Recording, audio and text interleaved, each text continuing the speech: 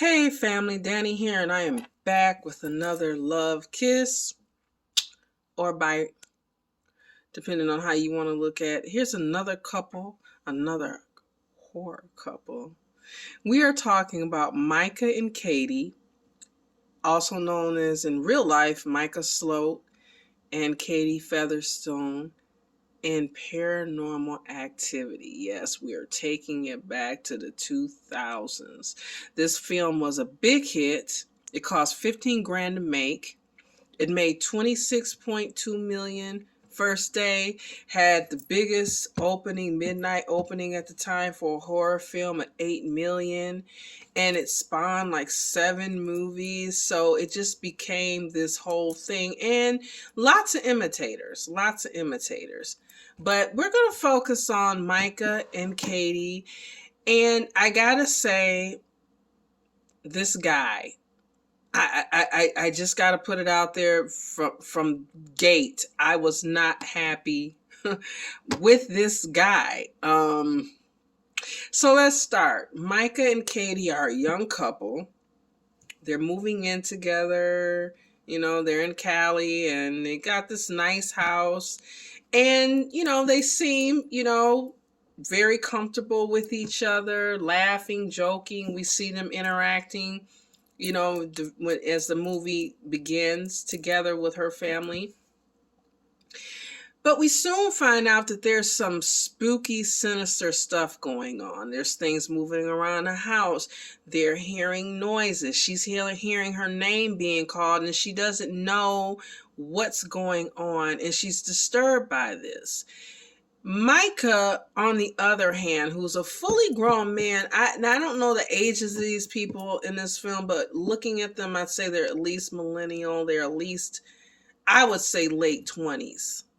He's a day trader. I mean, she's an English major, and it's like he behaves as if I would think this is one of the characters from Fast Times at Ridgemont High or Porky's or something, or I don't know. It's like he's very immature. He doesn't take this seriously. And I know there are people who don't believe in supernatural things. I get that. But if you're there and you're seeing it, if your partner is disturbed and upset, it would seem like you would at least try to be understanding, try to take it halfway serious and not be so facetious about it. Not this guy, not Micah. No, he thinks this is cool. They've already got cameras in the house, so he gets a camera to record some of this stuff, to catch it. This is going to be awesome. I mean, he literally thinks this is a joke. And even if you just look at scary movies, I'm like, my guy, if you just look at this from that standpoint, wouldn't you think just maybe I might want to be careful or take this at least a little bit more serious? Not our guy Micah. Now Katie decides they need help, because this has happened before. We find out that when she was younger, when her and her sister Christy were younger, that she had experienced like an entity being at the foot of her bed, calling her name, and she would only see this entity. We find out that their house mysteriously burnt down. And so this is not her first rodeo in this. So she is disturbed because she's seeing a correlation. She calls a psychic. The psychic's like, wait a minute, hold it. I'm feeling something very bizarre. This is feeling kind of demony. I don't mess around with that kind of stuff. My forte is mostly ghosts. He's telling her he feels very uncomfortable in this house, that he needs to get out. And so Micah, he's like, even before the guy gets there, he's making jokes, playing like scary music and saying jokes like, well, I wonder if, he can predict the future and all this predicted traffic. I mean, so he says, well, I set up a camera, and he's like, and the guy's like, well, you got a camera and you're playing this all the time and looking at this. He's like, yeah. And he says, well, why don't we just try to find out what the demon wants, and then give it to him? And the psychic says, well, it probably wants Katie. So it's probably not a good idea. Don't mess around with this stuff. Don't mess around with a Ouija board.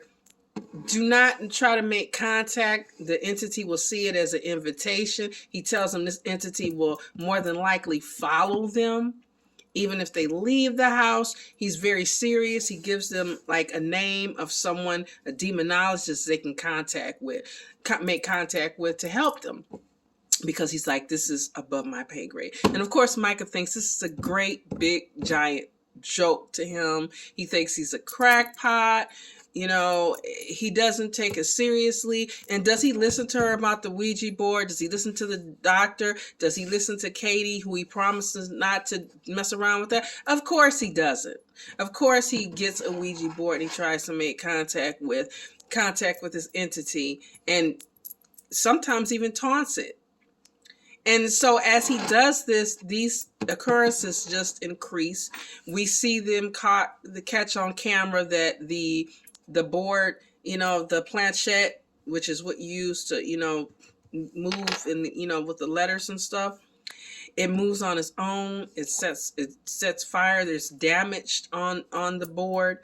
So, of course, you know, now Katie knows. She's very upset. They get into this argument, and he basically kind of throws it in her face and says, well, you know, she's like, no more cameras. I'm sick of this. Get the camera out of my face. It has a lot of Blair Witchy vibes where, you know, at the point when Heather was holding on to the camera, and it was her only contact with reality. But with Heather, you could kind of understand it in Blair Witch. With this, he's just being a jerk. With her, it was just her trying to come to grips with what was going on and bring maybe an ounce of reality to it.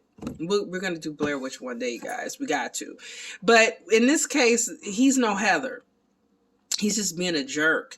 And when you're in a situation like this, and I can't even imagine what it would be like to experience this and to have somebody who's so unsupportive and who's taking it as a joke. And he basically tells her, well, you know what? I should have some kind of say in this because I didn't know what was going on. You know, you could have told me, you know, about this. And she's like, well, what was I supposed to say on the first day? And he's like, well, no, but you could have said it like on the 15th or the 30th when we moved in, and you brought this in here, throwing it in her face, making her feel even worse, like she is the cause of it. He even tells her at one point, you know, go upstairs and be with your little friend. Just so insensitive, so uncaring, and such a jerk. And the fact that these things are happening and he's seeing it and he still thinks it's a joke. It's not until it gets really amped up, because these things they start hearing the demon growl. Micah puts down baby powder and they see these like animal like footprints, and they catch Katie like standing over him for like 2 hours in this bizarre like catatonic state. He tries to talk to her, and during one incident, you know, to give her a blanket, she's cold, she doesn't remember any of these things. All these things are happening, and this guy, this joker, this immature man-child is just like, this is just a great big joke. He's like the most unsympathetic character of all. There's a heartbreaking scene, I say heartbreaking, where she just is on the floor, like upstairs, sobbing. And he does come to comfort her, but it's kind of too, you know, it's too late, because it's not until like he sees a bite mark on her body, they make this agreement to leave. And then all of a sudden she wakes up the next morning and it's like, no, I think we're going to stay. Everything's going to be okay.